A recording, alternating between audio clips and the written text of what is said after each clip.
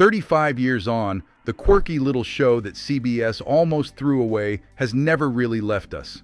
Northern Exposure debuted in the summer of 1990 as a mid-season replacement, 8 episodes designed to fill time until the fall schedule kicked in, and somehow became one of the most beloved, critically praised dramas of its entire decade. A Peabody Award, an Emmy for Outstanding Drama Series, a devoted audience that never quite recovered from saying goodbye to Cicely, Alaska. But what happened to the people who made it magic? Let's find out. Number 1. Rob Morrow as Dr. Joel Fleischman. Joel Fleischman is the engine the whole show runs on. A neurotic, brilliant New York doctor dropped into the Alaskan wilderness, furious about it, slowly undone by the people he was sure he had nothing to learn from. Rob Morrow was 27 years old when the show premiered, and he played that particular flavor of stubborn self-awareness so well he earned Emmy and Golden Globe nominations for the role. He was so good, in fact, that the show couldn't quite survive when he left. Contract disputes with producers dragged through seasons 4 and 5. His role was quietly shrunk as punishment, and by midway through season 6 he was gone entirely, leaving for a film career that began promisingly with Robert Redford's quiz show in 1994. In 2005, he found another long-running home on the crime drama Numb 3 Rs, and later appeared on the Showtime series Billions. Now 63 years old in 2026, Morrow has had a full second act. But for a generation of viewers, he will always be the man standing in the middle of an Alaskan street, furious at a moose, wondering how his life ended up here. Number 2. Janine Turner as Maggie O'Connell. Maggie O'Connell, bush pilot, landlady, reluctant love interest, and arguably the emotional spine of the show, required someone who could be formidable and vulnerable in the same breath. Janine Turner was 27 when she took the role, and she played Maggie with a physical confidence that made every scene feel grounded in a place and a life, not just a television set. She earned an Emmy nomination and 3 consecutive Golden Globe nominations for the work. What most viewers didn't know was how close Turner had come to never being there at all. She'd arrived at the audition with $8 to her name, following years of near misses and deliberately turned down roles that she felt diminished women. After the show, young film stardom proved elusive despite a high-profile turn opposite Sylvester Stallone in Cliffhanger. Turner's life has since taken a distinctly unconventional path.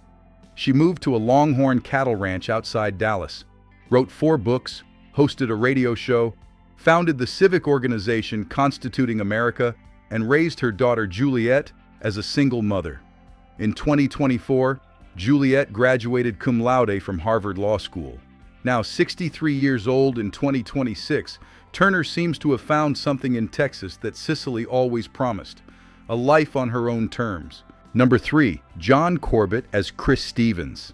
If there is a character in Northern Exposure who sounds like the show thinking out loud, it's Chris Stevens, ex-con, philosopher, sculptor, and the voice that came through the radio and tied Cicely together every morning. John Corbett was 29 years old when he took the role, and he was, by his own later admission, cast largely for his looks. He was 6 feet 5 inches, blonde, effortlessly relaxed on screen in a way that made him magnetic without appearing to try. The Emmy nomination and Golden Globe nod followed. So did a decade of roles where Hollywood wanted him to be the handsome romantic lead. Aiden on Sex and the City, the groom in My Big Fat Greek Wedding, the dream boyfriend in project after project. In 2024, he made headlines when he said publicly that acting had been the wrong career choice, with that he'd spent decades executing other people's visions without ever writing a single line himself. It was an unusually honest thing for a famous person to say. He has been in a relationship with actress Bo Derek since 2002, and the two live quietly on a ranch in California. In his personal life, at least, it sounds like he finally found a character he actually wrote for himself. Number 4. Barry Corbin as Maurice Minifield. Maurice Minifield, former astronaut, Korean War fighter pilot, proud Texan, amateur bigot, closet show tune enthusiast, is one of television's great comic creations. The character shouldn't work. He's pompous and overbearing and frequently wrong about everything. And yet Barry Corbin played him with such enormous, complicated humanity that Maurice became the kind of character you argued about, not the kind you dismissed. Corbin was 50 years old when the show premiered, already a veteran of war games, Urban Cowboy, Lonesome Dove, and a career so vast it practically defies listing. 2 Emmy nominations for Northern Exposure followed. In his personal life, he received a phone call after the show's first season that changed everything. A young woman named Shannon Ross reached out to tell him she was his daughter from a relationship in 1964, a child he never knew existed. He called her, knew within minutes she was telling the truth, and they built a relationship from there. Now 85 years old in 2026, Corbin continues to work, recent appearances in Killers of the Flower Moon and Tulsa King, and still lives on a ranch in Fort Worth, Texas, where this story probably always belonged. Number 5. John Cullum as Holling Vancure. Holling Vancure is a man in his 60s, married to a woman barely out of her teens, running a bar in Alaska, carrying the weight of a family history that suggests he'll live past 100 and outlast everyone he loves. That premise could easily have been played for cheap laughs. John Cullum, a Tony Award-winning Broadway legend with credits that stretched back decades by the time he arrived in Cicely, played it with a gentle, searching dignity that made Holling one of the show's most quietly affecting characters. The connection between Cullum and Barry Corbin, 2 veteran stage actors thrown together in a television wilderness, produced some of the show's finest work. After Northern Exposure ended, Cullum became one of those indispensable character actors who kept showing up everywhere. Law and Order, SVU, ER, 30 Rock, Mad Men, The Good Wife. A fluke tennis injury cost him vision in his left eye earlier in life. He has worn a colored contact lens in performances ever since. Now 95 years old in 2026, John Cullum is one of the oldest living members of this entire cast, a fact that feels entirely appropriate for a man who spent 6 years playing someone afraid he'd outlive the world. Number 6. Elaine Miles as Marilyn Whirlwind. The story of how Elaine Miles became Marilyn Whirlwind is one of the best accidental casting stories in television history. She wasn't auditioning. She had driven her mother, Armenia Miles, to the audition for the role. The producer spotted Elaine sitting in the waiting room, asked her to try out instead, and gave her the part on the spot. Her mother was then cast as Marilyn's mother. Elaine Miles was in her late 20s when it happened, and she brought to Marilyn a deadpan stillness so total it became its own kind of comedy. The unmovable object against which Joel Fleischman's unstoppable neurosis endlessly collided. The performance earned her an Emmy nomination.